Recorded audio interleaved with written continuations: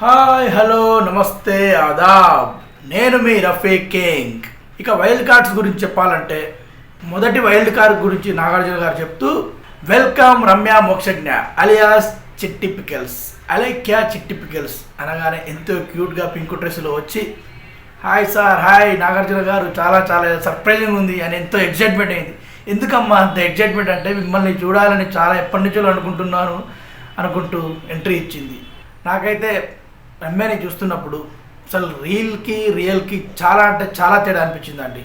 అసలు ఆ cuteness, positive మాట్లాడడం చాలా మంచిగా అనిపించింది. రీల్స్లో కంటే రియల్గానే బాగున్నారు అనిపించింది. క్యూట్గా కూడా ఉంది, మాట్లాడే పద్ధతి కూడా బాగుంది, డ్రెస్ కూడా చాలా పద్ధతిగా వేసింది.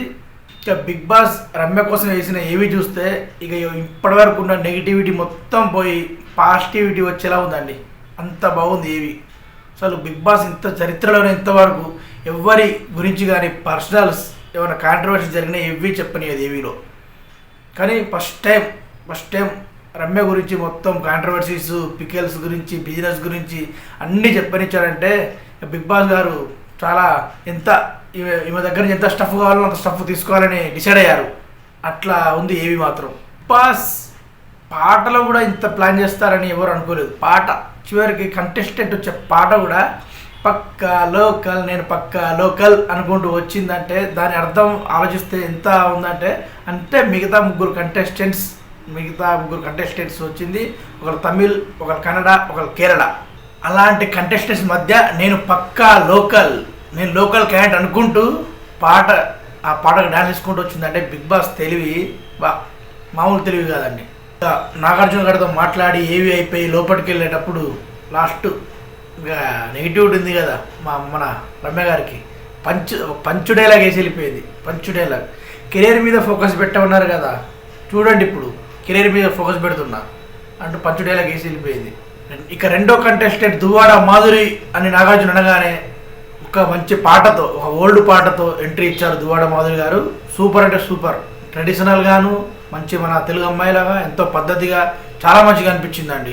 ఇక ఏవి విషయానికి వస్తే ఉన్నట్లుగా అసలు జీవితంలో లైఫ్లో ఏం జరిగింది, నెగిటివిటీ చెప్పుకుంది, పాజిటివిటీ మొత్తం బాధలు అన్నీ సూపర్ అంటే సూపర్ పాజిటివ్గా అనిపించింది ఆమె మీద ఒపీనియన్.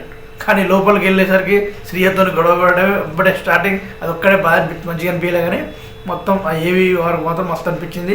నాగార్జునతో మాట్లాడే విధానం, పద్ధతి, చెప్పడం ఫ్రీగా ఉన్నట్టుగా అబద్ధం లేకుండా, పూటకం లేకుండా చెప్పడం బాగా మంచిగా అనిపించిందండి. Next third contestant Ayesha.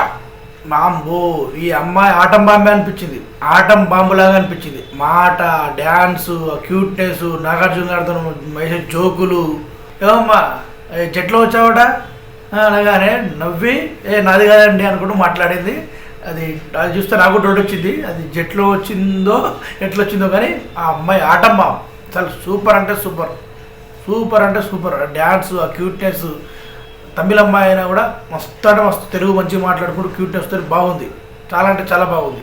మరి ఇంత క్యూట్గా ఉంటే కూడా కష్టం అన్నట్టు అనిపించింది. కష్టం అంటే చూసేటోళ్ళకి మంచిగా హ్యాపీ చాలా అంటే చాలా బాగుంది. ఇక ముగ్గురు అయిపోయారు. ఇక నెక్స్ట్ మిగతా ముగ్గురు మాట్లాడాలంటే అంతేం లేదండి. ఇక తర్వాత చూస్తాం కదా, ఇవాళ అయిపోయిన తర్వాత మాట్లాడదాం. ముగ్గురు గురించి మాట్లాడంటే అంత ఏమనిపించలేదు నాకైతే. నా పర్సనల్ ఒపీనియన్ అయితే అసలు ఏమనిపించలే. ఒక గోల్కొండ హై స్కూల్ శ్రీనివాస్ గురించే కొంచెం మంచిగా ఉంది. కానీ మిగతా ఇద్దరు అయితే సైలెంట్. అసలు వాళ్ళు స్టఫ్ ఏముందో ఆటలు చూస్తే అర్థమైంది. వీళ్ళ గురించి మీ ఒపీనియన్ ఏందో కింద కామెంట్ చేయండి. ఛానల్ని సబ్స్క్రైబ్ చేయండి, లైక్ చేయండి. నాకు కొంత బూస్టప్ లాగా ఉంటుంది. ఇంకా వీడియోస్ చేయాలి అని నాకు తపన ఉంటుంది. Thank you very much. Signing of.